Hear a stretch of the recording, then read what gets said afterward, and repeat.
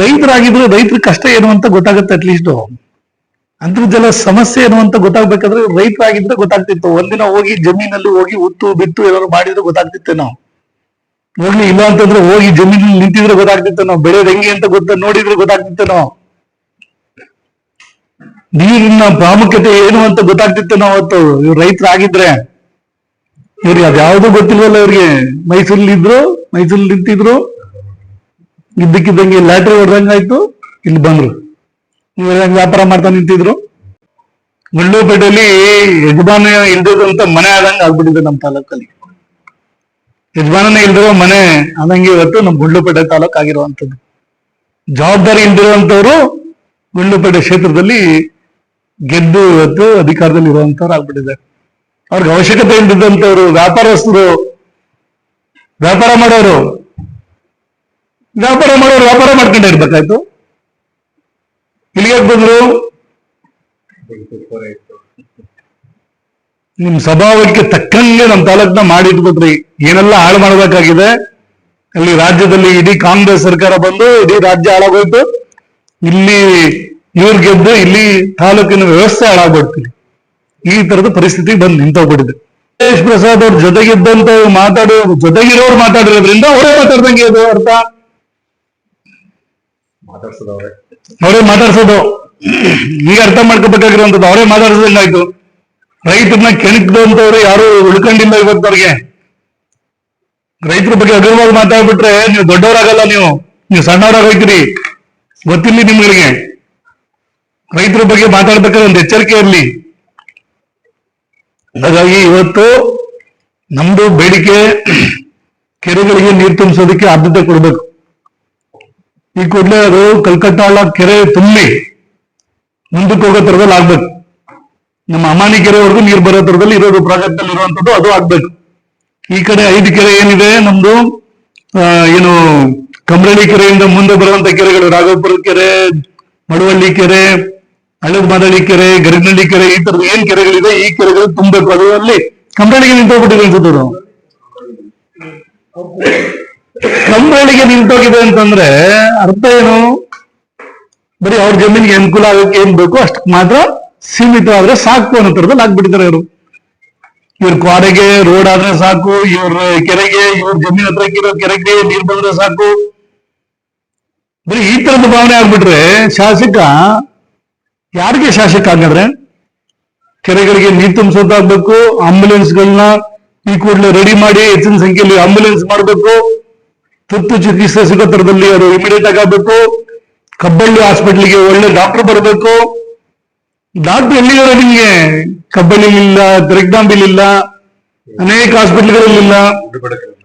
ಗುಂಡ್ಲುಪೇಟೆಯಲ್ಲೂ ಕೆಲವು ಡಾಕ್ಟರ್ಸ್ಗಳಿಲ್ಲ ಇಲ್ಲಿ. ಈ ತರದ ವ್ಯವಸ್ಥೆ ಎಷ್ಟು ಮಟ್ಟಿಗೆ ಅಲ್ಲ ಇರೋಗಿದೆ ಅಂತಂದ್ರೆ ಪ್ರತಿಯೊಂದು ಇಲಾಖೆದನ್ನ ನಮ್ ದೊಡ್ಡದಾಗಬೇಕಾದ್ರೆ ಹೇಳ್ಬೋದು ನಾವು.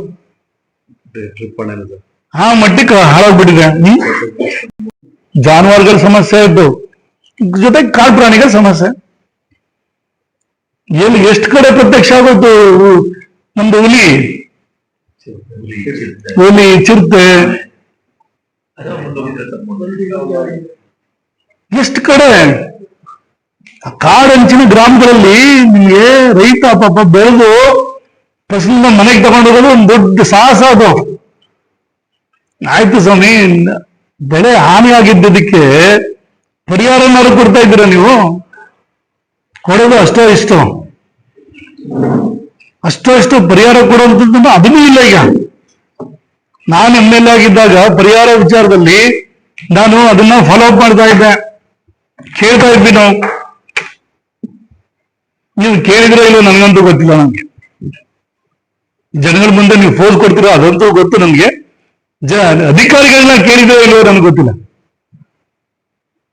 ಕೇಳ್ಬೇಕು, ಜನಸಾಮಾನ್ಯರಿಗೆ ಏನ್ ಕಷ್ಟ ಇದೆ ಅದನ್ನ ಸರಿಯಾದ ಚಾನಲ್ ಅಲ್ಲಿ ತಗೊಂಡೋಗುವಂತ ಜವಾಬ್ದಾರಿ ಯಾರು ಎಲೆಕ್ಟೆಡ್ ಮೆಂಬರ್ ಇದ್ದಾರೆ ಅವ್ರದ್ದು ಜವಾಬ್ದಾರಿ ಅದು.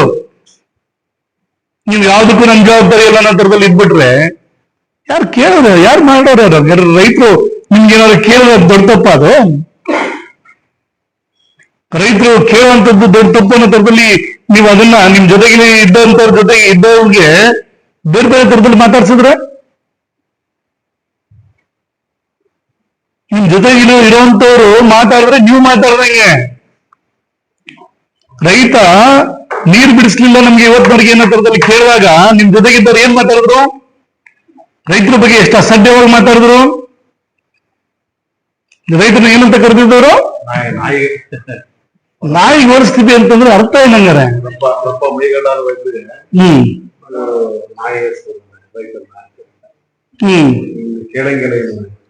ಮೈಗಳ್ರು, ರೈತರನ್ನ ಮೈಗಳ್ರು ಅಂತೀರಿ, ರೈತರನ್ನ ನೀವು ನಾಯಿಗಳಿಗೆ ಹೋಲಿಸ್ತೀರಿ. ಏನ್ ನಿಮ್ಮಲ್ಲಿ ನೀವು ಏನಂತ ಅನ್ಕೊಂಡಿದ್ರಿ? ನೀವು ಹಂಗಾರೆ ಏನ್ ಮೇಘದಲ್ಲಿ ಎಳೆದು ಬಂದ್ಬಿಟ್ಟಿದ್ರ ನೀವುಗಳು? ಈ ಸ್ವಭಾವ ಇದೆಯಲ್ಲ, ಈ ನಡವಳಿಕೆ ಇದೆಯಲ್ಲ, ಇದು ಖಂಡನೀಯ. ಇದು ಈ ತರ ಹಗುರವಾಗಿ ಮಾತಾಡುವಂಥದ್ದು ಇದೆಯಲ್ಲ, ಇದು ಸರಿಯಾದ್ದಲ್ಲ. ಇದು ನಿಮ್ ಜೊತೆಗಿದ್ದವ್ರ ಜೊತೆ ಮಾತಾಡ್ಬೇಕಾದ್ರೆ ಅವ್ರಿಗೂ ಒಂದು ಹಿಡಿತ ಇರ್ಬೇಕು ಮಾತಾಡುವಂಥದ್ದು. ಕೇಳ್ತಾರೆ, ಜನಕ್ಕೆ ಕೋಪ ಇದೆ, ರೋಷ ಇದೆ, ಅವ್ರಿಗೆ ಅಷ್ಟು ಕಷ್ಟ ಇದೆ, ಹಂಗಾಗಿ ಕೇಳ್ತಾರೆ. ಅದನ್ನ ಇಲ್ಲೇ ನೋಡ್ಬೇಕಾಗಿದೆ. ಹಂಗಾಗಿ ನಮ್ಮ ತಾಲೂಕಿನ ಕೆರೆಗಳಿಗೆ ನೀರು ಈಗಿನ ಶಾಸಕರಿಗೆ ಸಲ್ಲುತ್ತೆ. ಅಧಿಕಾರಕ್ಕೆ ಬಂದು 3 ವರ್ಷ ಆದ್ರೂ ನೀರು ತುಂಬಿಸ್ಲಿಲ್ಲ ಅನ್ನೋ ಥರದಲ್ಲಿ ನೀವು ಗಿಮಿಕ್ ಮಾಡ್ತೀರಿ. ಮುಂದಿನ ದಿನಗಳಲ್ಲಿ ಗಿಮಿಕ್ ಮಾಡಕ್ ಹೋಗ್ತೀರಿ, ನನಗೆ ಗೊತ್ತಿದೆ ಅದು. ಆದ್ರೆ 3 ವರ್ಷ ನಮ್ಮ ಜನಗಳನ್ನ, ನಮ್ಮ ರೈತರುಗಳನ್ನ ಸಂಕಷ್ಟಕ್ಕೆ ಸಿಕ್ಕಿಸಿದ್ರಲ್ಲ, ಆಯ್ತಪ್ಪ. ಈಗ ಬೇಸಿಗೆ ಬರುವಂತ ಬೇಸಿಗೆ, ಮಳೆ ಆದ್ರೆ ಪುಣ್ಯ, ನಮ್ ಪುಣ್ಯ. ಮಳೆ ಆಗ್ಲಿಲ್ಲ ಅಂತಂದ್ರೆ ಹಿಂಗೆ ನಮ್ ರೈತ ಏನ್ ಮಾಡ್ಬೇಕಂದ್ರೆ, ರೈತನಿಗೆ ಹೋದ್ಸರಿ ಹಿಂಗಾರಲ್ಲಿ ಸರಿಯಾದ ರೀತಿಯಲ್ಲಿ ಮಳೆ ಬರದೆ ಬೆಳೆ ಆಗ್ಲಿಲ್ಲ, ಬೆಳೆಗಳಿಗೆ ಸರಿಯಾಗಿ ರೇಟ್ ಸಿಗ್ಲಿಲ್ಲ, ಬಾಳೆಗೆ ರೇಟ್ ಇಲ್ಲ, ಈರುಳ್ಳಿಗೆ ರೇಟ್ ಇಲ್ಲ. ನಮ್ಮ ತಾಲೂಕಲ್ಲಿ ಬೆಳೆಯುವಂಥದಕ್ಕೆ ಏನೆಲ್ಲ ಇದೆ, ಅದಕ್ಕೆ ಯಾವುದಕ್ಕೂ ಸರಿಯಾದ ರೀತಿಯಲ್ಲಿ ರೇಟ್ ಸಿಕ್ಲಿಲ್ಲ ಈ ಸರಿ. ಕಾರಣ ಮಳೆ ಆಗದಿರೋಂಥದ್ದು ಕಾರಣ. ಅದಕ್ಕೆ ನೀವು ಕೆರೆಗೆ ನೀರು ತುಂಬಿಸ್ಲಿಲ್ಲ ಅಂತ ರೈತ ವ್ಯವಸಾಯ ಮಾಡೋದಿಲ್ಲ ಇಲ್ಲಿ. ನೀವು ಈ ತರ ಆದ್ರೆ ಯಾವ ರೀತಿ ಅಂತ ನನ್ಗೆ ಅದೇ ಅರ್ಥ ಆಗ್ತಿಲ್ಲ. ಅಧಿಕಾರಿಗಳನ್ನ ನೀವು ಕಂಟ್ರೋಲ್ ಇಟ್ಕೊಂಡು ಕೆಲಸ ಮಾಡಿಸ್ಲಿಲ್ಲ ಅಂತಂದ್ರೆ ನಿಮ್ಗೆ ಯಾಕೆ ಸಿಗ್ಬೇಕು? ಶಾಸಕರಿಗಿರಿ ಯಾಕೆ ಬೇಕು ನಿಮಗೆ ಅಂತ?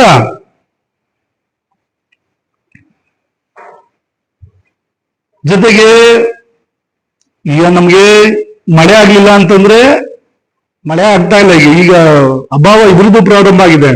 ಮೇವುದು ಅಭಾವ ಪ್ರಾರಂಭ ಆಗಿರುವಂತದ್ದು ಎಷ್ಟು ಮಟ್ಟಿಗೆ ಆಗಿದೆ ಅಂತಂದ್ರೆ, ಜಾನುವಾರುಗಳಿಗೆ ಮೇವು ಸಿಗ್ತಿರುವಂತ ಪರಿಸ್ಥಿತಿ ಬಂದು ನಿಂತೋಗ್ಬಿಟ್ಟಿದೆ. ಜಾನುವಾರುಗಳಿಗೆ ಮೇವು ಸಿಗ್ತಾ ಇಲ್ಲ. ನೀವು ಎಷ್ಟು ಬೇಗ ಅದ್ರ ಬಗ್ಗೆ ಕ್ರಮ ತಗೋತೀರೋ ನನಗಂತೂ ಗೊತ್ತಿಲ್ಲ.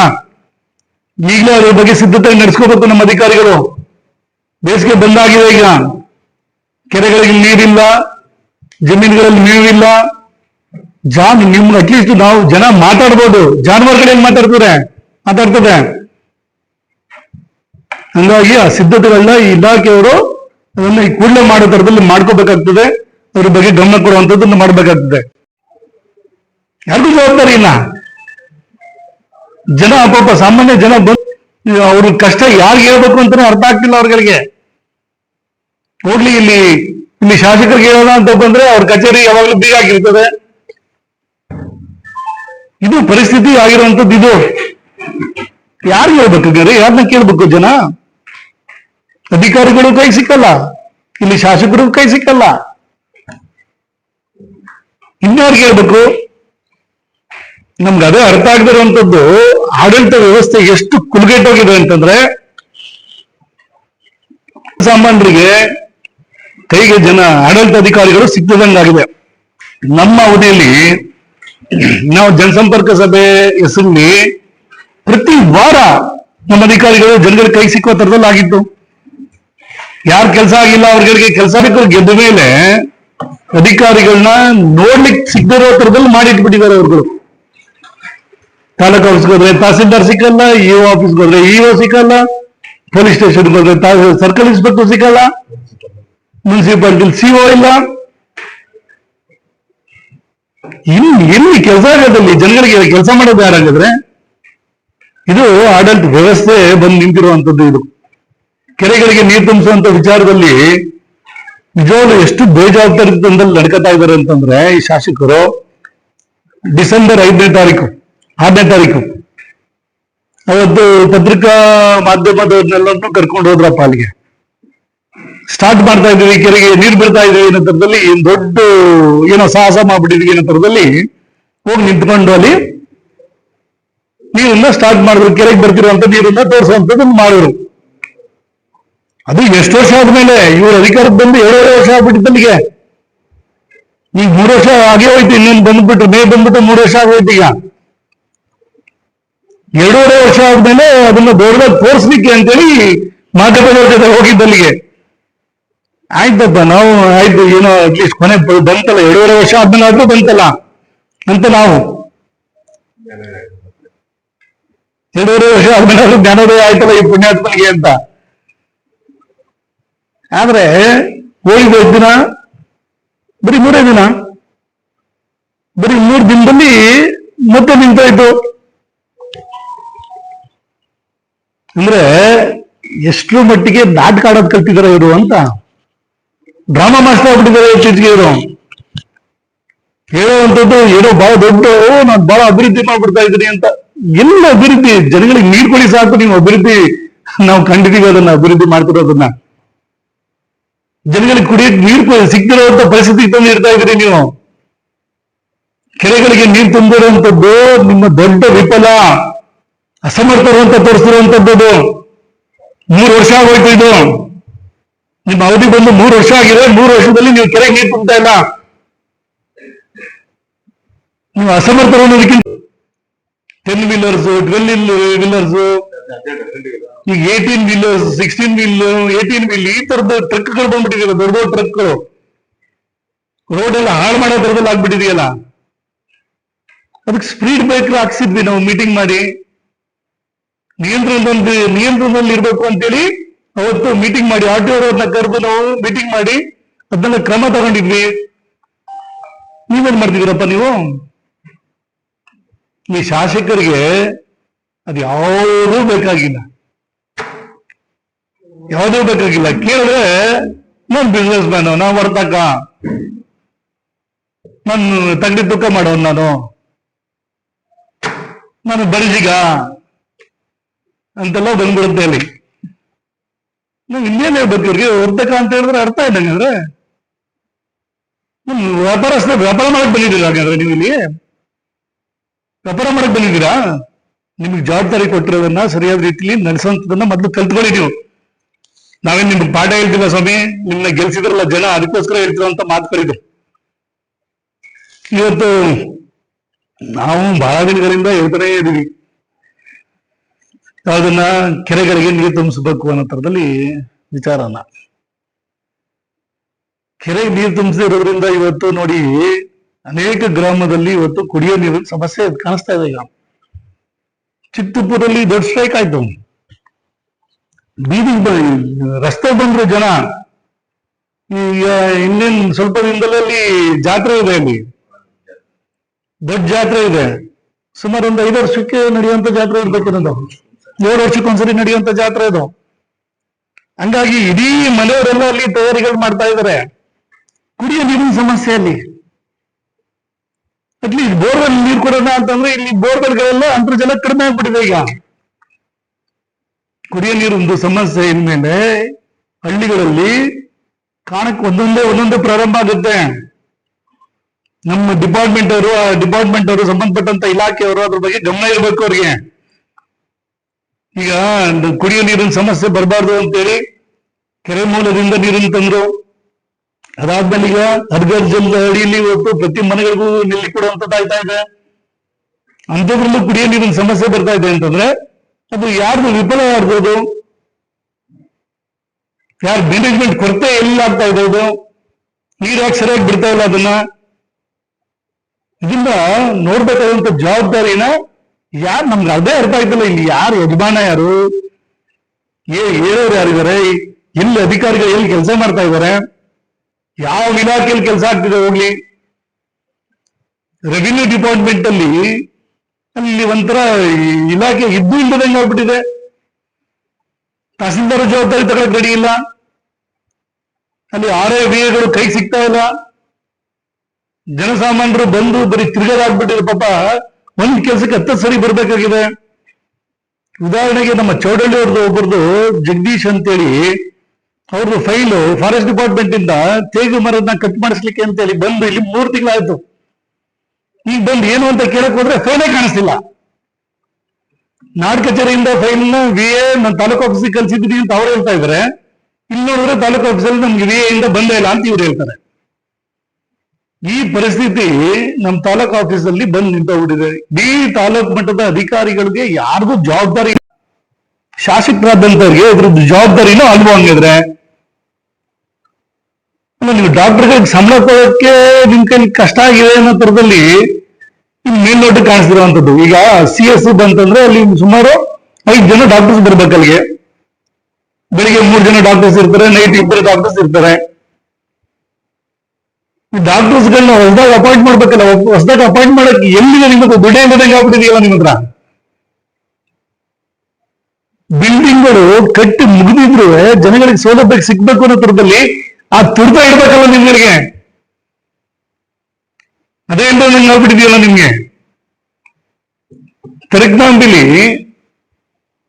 ಆ ಕಾಲೇಜಿನ ನಾವು ಗೀತಾ ಮಾಧವ ಪ್ರಸಾದ್ ಅವರು MLA ಆಗಿದ್ದಂತ ಸನ್ನಿವೇಶದಲ್ಲೇ ಅದು ಮುಚ್ಚೋ ಅಂತ ಬಂದ್ಬಿಟ್ಟಿತ್ತು. ಆಯ್ತಪ್ಪ, ನಾವು MLA ಆದ್ವಿ. ಆ ಸನ್ನಿವೇಶದಲ್ಲಿ ಅಲ್ಲಿ ಸಂಖ್ಯೆ ಕಡಿಮೆ ಆಯ್ತು, ಮಕ್ಕಳು ಸೇರೋ ಸಂಖ್ಯೆ ಕಡಿಮೆ ಆಯ್ತು ಅನ್ನೋ ತರದಲ್ಲಿ ಬಂತು. ಮುಚ್ಚಬೇಕು ಅಂತ ಸರ್ಕಾರದಿಂದ ಆದೇಶ ಬಂತು. ನಾವು ಇಮಿಡಿಯೇಟ್ ಆಗಿ ನಮ್ಮ 1 ಜನ ಹೋರಾಟಗಾರರು ನಾವು ಎಲ್ಲ ಸೇರ್ಕೊಂಡು ಮಂತ್ರಿಗಳ ಹತ್ರ ಹೋಗಿ ಕೂತ್ಕೊಂಡು ಅದನ್ನ ಮತ್ತೆ ಕಾಲೇಜ್ ತಂದ್ವಿ. ಅದನ್ನ ತೆರಗ್ನಾಂಬಿಲಿ ಮತ್ತೆ ಯೂನಿವರ್ಸಿಟಿ ಕಾಲೇಜ್ ಓಪನ್ ಆಯ್ತು ಅದು. ಆದ್ರೆ ಇವತ್ತೇನು ಪರಿಸ್ಥಿತಿ?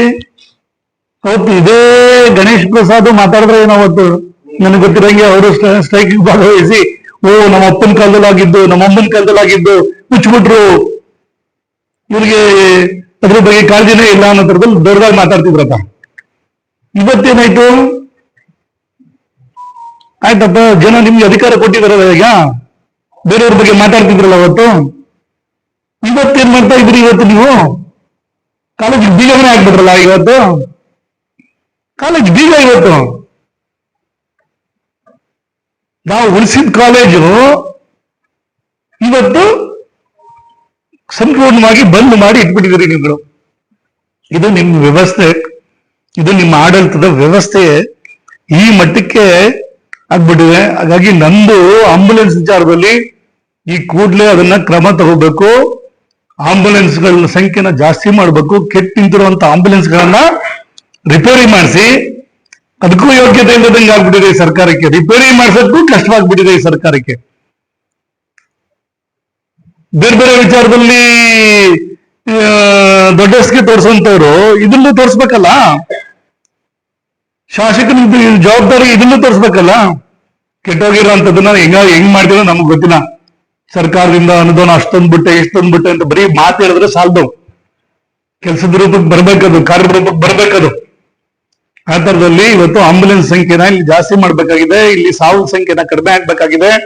ಅಪಘಾತ ಆಗುವಂಥದ್ದನ್ನ ತಡಿಬೇಕಾಗಿದೆ. ಇದೆಲ್ಲ ಜವಾಬ್ದಾರಿ ನಿಮ್ದಿದೆ. ನಾನು MLA ಆಗಿದ್ದಂತ ಸಂದರ್ಭದಲ್ಲಿ ನಾವು ಅವತ್ತು ಹೈವೇ ಪ್ರಾಧಿಕಾರದ ಅಧಿಕಾರಿಗಳನ್ನ ಕರೆದು ಇಲ್ಲಿ ಮೀಟಿಂಗ್ ಮಾಡಿದ್ವಿ. ಒಂದು ಅಡಿಷನಲ್ SB, ಅವತ್ತಿನ DSP ಪ್ರಿಯದರ್ಶಿನಿ ಅವರೆಲ್ಲ ಇದ್ರು. ಅವರು ಇಲ್ಲಿ ಆಕ್ಸಿಡೆಂಟ್ ಸ್ಪಾಟ್ಗಳು ಯಾವುದು ಅಂತ ಎಲ್ಲ ಅವತ್ತು ಚರ್ಚೆ ಮಾಡಿದ್ವಿ. ಚರ್ಚೆ ಮಾಡಿದ ಪರಿಣಾಮ ಅವತ್ತೇನೆ ಕೆಲವು ಕಡೆ ಎಲ್ಲ ಸಿಗ್ನಲ್ ಲೈಟ್ಗಳು ಹಾಕಿದ್ರು, ಬ್ಲಿಂಕಿಂಗ್ ಲೈಟ್ಸ್ಗಳು ಬಂತು. ಅವತ್ತು ಕೆಲವು ಕಡೆಗೆ ಹಂಪ್ಸ್ಗಳು ಹಾಕುವಂಥದ್ದು, ರಬ್ಬರ್ ಹಂಪ್ಸ್ಗಳು ಹಾಕುವಂಥದ್ದಾಯ್ತು. ಇವತ್ತು ಏನ್ ವಿಸ್ತಾರ ಆಗ್ತಾ ಇದೆಯಲ್ಲ, ರೋಡು ಅಗಲೀಕರಣ ನಡೀತಾ ಇದೆಯಲ್ಲ, ಅದು ಅವತ್ತು ನಾವು ಮಾಡಿದಂತ ಪ್ರಯತ್ನದ ಫಲ. ಇವತ್ತು ಫ್ಲೈಓವರ್ ಮಾಡಬೇಕು ಅನ್ನೋ ತರದಲ್ಲಿ ತೀರ್ಮಾನ ಆಗಿದೆಯಲ್ಲ, ಆಕ್ಸಿಡೆಂಟ್ ಸ್ಪಾಟ್ಗಳಲ್ಲಿ ಫ್ಲೈಓವರ್ ಮಾಡಬೇಕು ಅನ್ನೋ ತರದಲ್ಲಿ ಇವತ್ತು ಅದಕ್ಕೆ ಹಣ ಬಿಡುಗಡೆ ಆಗಿ ಆ ಕಲಲೆ ಗೇಟ್ ಇಂದ ಪ್ರಾರಂಭ ಆಗಿರುವಂತದ್ದು ಆಗ್ತಾ ಇದೆಯಲ್ಲ, ಅದು ನಾವು ಅವತ್ತು ಸಭೆ ಮಾಡಿದಂತ ಪ್ರತಿಫಲ. ಅವತ್ತು ಡೈರೆಕ್ಟರ್ ಆಗಿದ್ದಂತ ಶ್ರೀಧರ್ ಅವರು, PD ಪ್ರಾಜೆಕ್ಟ್ ಡೈರೆಕ್ಟರ್, ಅದೇ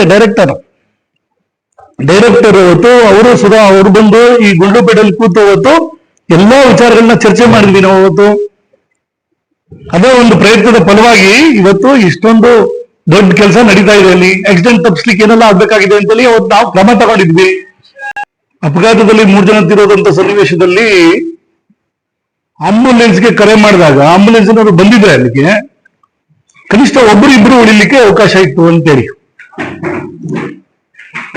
ಹತ್ತರದ್ದೇ ಆಕ್ಸಿಡೆಂಟ್ಗಳು ನಮ್ದು ಹೈವೇ ರೋಡ್ ಆದ್ರಿಂದ, ಈಗ Bengaluru to Ooty highway road ಇದ್ದ ನಮ್ದು, ಜೊತೆಗೆ ಕೇರಳಗೂ ಲಿಂಕ್ ಕಲ್ಪಿಸುವಂತ ರಸ್ತೆ, 3 ರಾಜ್ಯಗಳು ಕೊಡುವಂತ ಒಂದು ಸ್ಥಳ ನಮ್ದು ಗುಂಡ್ಲುಪೇಟೆ, ಅಂದ್ರೆ ಟ್ರೈ ಜಂಕ್ಷನ್ ಇರುವಂತ ಒಂದು ಏರಿಯಾದಲ್ಲಿ ನಾವೆಲ್ಲ ಇದೀವಿ. ನಾವಿಲ್ಲಿ 3 ರಾಜ್ಯದವರು ಇಲ್ಲಿ ಟ್ರಾವೆಲ್ ಮಾಡುವಂತದ್ದು. ಹಾಗಾಗಿ ಸಹಜವಾಗಿಯೇ ಇಲ್ಲಿ ವಾಹನಗಳ ಸಂಖ್ಯೆ ಜಾಸ್ತಿ ಇರುವಂತದ್ದು. ಇಲ್ಲಿ ಆಕ್ಸಿಡೆಂಟ್ಗಳು ಎಷ್ಟು ಮಟ್ಟಿಗೆ ಆಗ್ತಾ ಇದೆ ಅಂತಂದ್ರೆ, ಇಲ್ಲಿ ಪ್ರತಿ ತಿಂಗಳಿಗೆ ಆಕ್ಸಿಡೆಂಟ್ ಆದ್ರೆ ಪರವಾಗಿಲ್ಲ, ಆಕ್ಸಿಡೆಂಟ್ ಅಲ್ಲಿ ಸಾವುಗಳು ಎಷ್ಟು ಮಟ್ಟಿಗೆ ಆಗ್ತಿದೆ ಅಂತಂದ್ರೆ ಪ್ರತಿ ತಿಂಗಳು 3, 4, 5 ಈ ತರದ ಆಕ್ಸಿಡೆಂಟ್ಗಳು ಆಗ್ತಾ ಇದೆ. ಆಕ್ಸಿಡೆಂಟ್ ಆದಂತ ಸನ್ನಿವೇಶದಲ್ಲಿ ಅವ್ರಿಗೆ ತುರ್ತು ಚಿಕಿತ್ಸೆ ಕೊಡ್ಲಿಕ್ಕೆ ಏನೆಲ್ಲ ಬೇಕಾಗಿದೆ ಅದು ಸಿಕ್ಕುವಂತ ವ್ಯವಸ್ಥೆಗಳಾಗ್ತಾ ಇಲ್ಲ. ಈಗಾಗಲೇ ಹೇಳಿದಾಗೆ ಆಂಬುಲೆನ್ಸ್ ನಮ್ಮಲ್ಲಿ